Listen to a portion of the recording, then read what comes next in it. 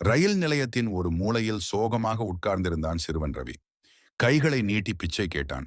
விழிகளில் சோர்வும் இருந்தது. ஆனால் மனதில் ஒரு சிறு நம்பிக்கை சுடர்ந்தது. அவனை பலர் வெறுத்து நடந்தார்கள். ஆனால் ஒரு நாள் ஒரு முதியவர் அவனிடம் ஒரு ரொட்டி கொடுத்தார். அவர் சிரித்தபடி சொன்னார், பிறருக்கு உதவி செய்ய பழகினா வாழ்க்கை தானாகவே மாறும். அந்த வார்த்தைகள் ரவியின் உள்ளத்தில் பதிந்தன. அன்று முதல் பிச்சை கேட்கவில்லை. நிலையத்தில் கிடந்த பாட்டில்கள், குப்பைகளை சுத்தம் செய்யத் தொடங்கினான். அதை பார்த்த மக்கள் ஆச்சரியப்பட்டனர்.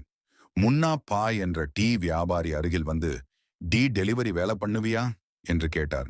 ரவி புன்னகையுடன் ஒத்துக்கொண்டான். அதுவே அவனது முதல் வேலை. அவனது முகத்தில் ஒரு புது சிரிப்பும் உள்ளத்தில் ஒரு புதிய நம்பிக்கையும் பிறந்தது. அந்த வேலை முடிந்ததும் ரவி வீசப்பட்ட புத்தகங்களை சேகரித்தான். இரவுகளில் வெளிச்சமின்றி, பதற்றமின்றி தானாகவே படிக்கவும் எழுதவும் கற்றுக்கொண்டான்.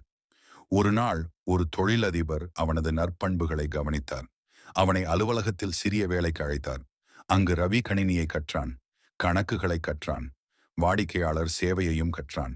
கடுமையான உழைப்பால், சாமர்த்தியத்தால் ரவி வாழ்க்கையை மாற்றியது. மாறிய ஒரு காலம். ரவி என்டர்பிரைஸ் என்ற பெயரில் சொந்த வியாபாரம் தொடங்கினான்.